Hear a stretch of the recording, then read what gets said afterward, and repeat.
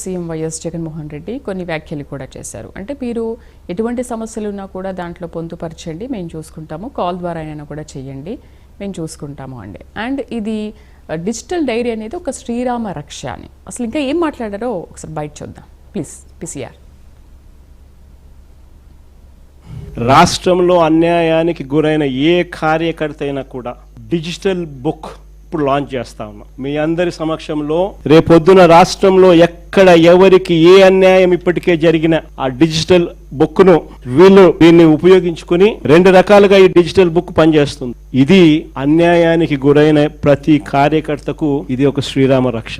నేను ఈరోజు చెప్తా ఉన్నా, ఆ ప్రతి డేటా కూడా ఆ డిజిటల్ డైరీలో నమోదై ఉంటుంది. రేపు పొద్దున మనం అధికారంలోకి వచ్చిన తర్వాత ఈ డిజిటల్ డైరీలో నమోదు చేసిన ఈ కేసులను మీద ప్రత్యేకమైన బృందాలను పెడతాం. అన్యాయం చేసిన వాళ్లను రిటైర్ అయిపోయి ఉన్నా కూడా, రాష్ట్రంలో వాళ్ళు లేకపోయినా కూడా, సప్త సముద్రాల అవతలున్న అందరినీ పిలిపిస్తాం, చట్టం ముందర నిలబెట్టించి శిక్ష పడేలా, అన్యాయానికి ఈ రోజు గురైన వ్యక్తికి సంతోషం కలిగించేలా ప్రతి అడుగు దీని ద్వారా పడుతుంది.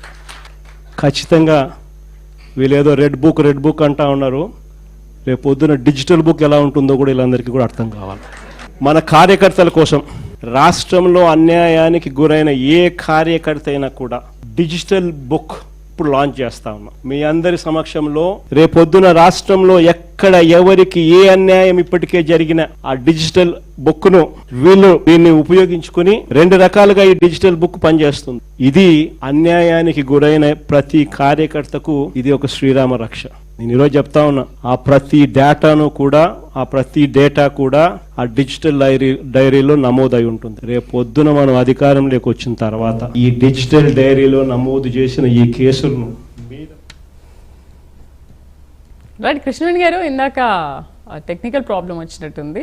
సరే, ఏంటి ప్రతి కార్యకర్తకు కూడా ఒక శ్రీరామ రక్ష డిజిటల్ డైరీ అనేది సప్త సముద్రాలు అవతల ఉన్నా సరే, రిటైర్డ్ అయినా సరే వాళ్ళని తీసుకొచ్చి చట్టం ముందు నిలబెడతాము, చర్యలు తీసుకుంటామని అంటున్నారు. జగన్మోహన్ రెడ్డి గారు ఇదివరకు కూడా ఇలాంటి హామీలు చాలా చెప్పారండి. అంటే జగన్ 2.0 అని ఒకటి రిలీజ్ చేశారు. తర్వాత ఈయన వెళ్ళిపోయి లహంగా ప్యాలెస్ లో కూర్చున్నారు తప్ప బెంగళూరు వెళ్ళిపోయి ఇక్కడ ఏపీలో తిరిగినటువంటి పరిస్థితి లేదు. అంటే ఇవాళ కార్యకర్తల సమావేశంలో కూడా మళ్ళీ రెచ్చగొట్టేటువంటి వ్యాఖ్యలు చేయడం జగన్మోహన్ రెడ్డి గారికి ఎప్పుడు అలవాటే. ఇవాళ కార్యకర్తలు అనేవాళ్ళు జగన్మోహన్ రెడ్డి గారు సేఫ్ గా లహంగా ప్యాలెస్ లో బాగానే ఉంటారు, కానీ ప్రతి చిన్న విషయానికి ఆవేశపూరితంగా పనిచేసేటువంటి వాళ్ళ కార్యకర్తల భవిష్యత్తుని కూడా నాశనం చేసే విధంగా జగన్మోహన్ రెడ్డి గారి వ్యాఖ్యలు అయితే ఉన్నాయి. ఎందుకంటే గతంలో రెడ్ బుక్ రాజ్యాంగం, ఆల్రెడీ సోదరులు చెప్పారు, రెడ్ బుక్ రాజ్యాంగం అనేది ఎలాంటి అణిచివేతల తర్వాత 4 years తర్వాత మాట్లాడారు లోకేష్ గారు ఆ రోజు.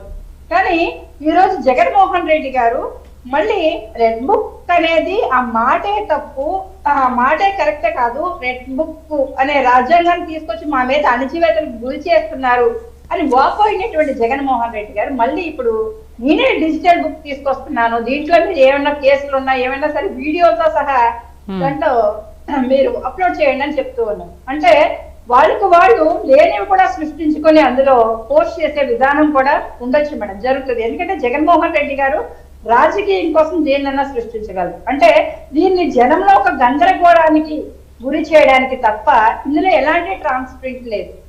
పారదర్శకంగా అయితే మాత్రం జగన్మోహన్ రెడ్డి గారు స్టేట్మెంట్ లేదు. ఇక్కడ క్లియర్ గా చెప్పాలి. ఎందుకు లేదు కృష్ణవేణి గారు?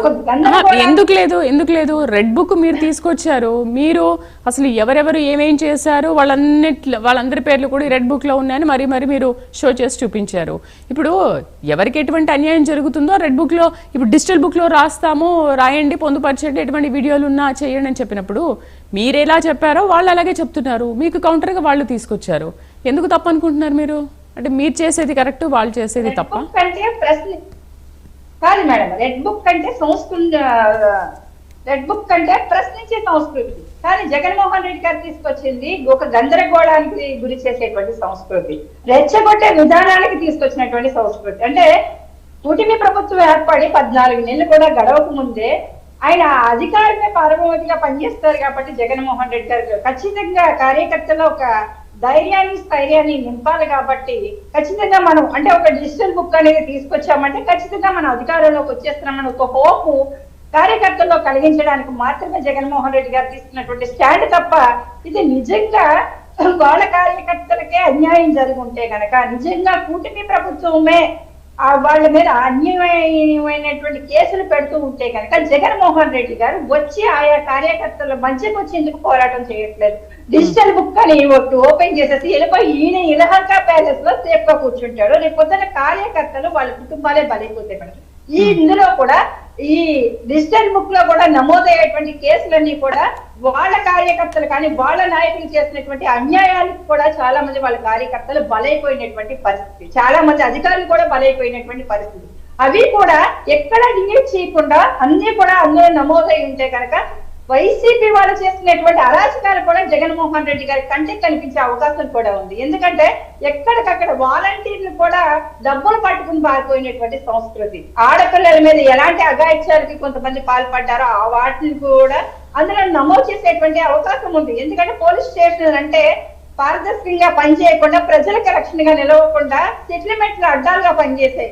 ఆ రోజు కబ్జాలకు గురైపోయినటువంటి వ్యక్తులు, వాళ్ళ నాయకుల ఆస్తులు కూడా అంతే. ఎందుకంటే మేడం, పంచ ప్రభాకర్ లాంటి వ్యక్తి ఒక పశువులా మాట్లాడుతూ ఉంటాడు. అలాంటి వ్యక్తి బాంబార్దితే స్థలాన్ని కబ్జా చేసినటువంటి వైసీపీ నాయకులు. ఇలాంటి కేసులు అనేకమైనటువంటివి అందులో నమోదు కావచ్చు. ఇవాళ మా కూటమి ప్రభుత్వం మీద బురద జల్లడానికో, ఇవాళ సూపర్ 6 అనేటువంటి పథకాలు అమలు కావట్లేదు అని మొన్నటి వరకు ఓదర కొట్టారు. కానీ కూటమి ప్రభుత్వం అభివృద్ధి దిశగా అడుగులేస్తుంటే ఇచ్చినటువంటి ప్రతి సూపర్ 6 పథకాన్ని కూడా అమలు పరుస్తున్నటువంటి పరిస్థితి. కానీ ఇవాళ జగన్మోహన్ రెడ్డి గారు తీసుకున్నటువంటి నిర్ణయం, ఈ డిజిటల్ బుక్ లో మీ నాయకులు చేసినటువంటి అరాచకాలన్నీ కూడా మీ కార్యకర్తలు మీ కళ్ళ ముందు పెట్టేటువంటి ఒక ప్లాట్ఫామ్ వాళ్ళు కూడా కల్పించినందుకు మేము దీని గురించి భయపడేటువంటి పరిస్థితి లేదు. మనం ఎప్పుడూ కూడా ఒక్క సీటు వచ్చినా ఆ సీటుని కూడా ఆ రోజు వైసీపీ వాళ్ళు లాగేసుకున్నా సరే కానీ దమ్ముగా నిలబడినటువంటి పార్టీ జనసేన పార్టీ అధినేత పవన్ కళ్యాణ్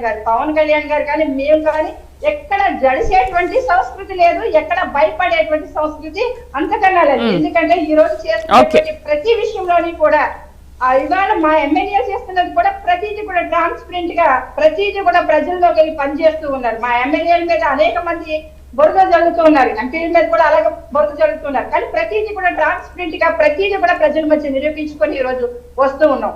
మా అధినేత పవన్ కళ్యాణ్ గారిని వీళ్ళు టార్గెట్ చేసినప్పటికీ కూడా పవన్ కళ్యాణ్ గారిని టార్గెట్ చేసి మాట్లాడినా సరే కానీ ప్రజల్లో చర్చ జరుగుతూ ఉంది.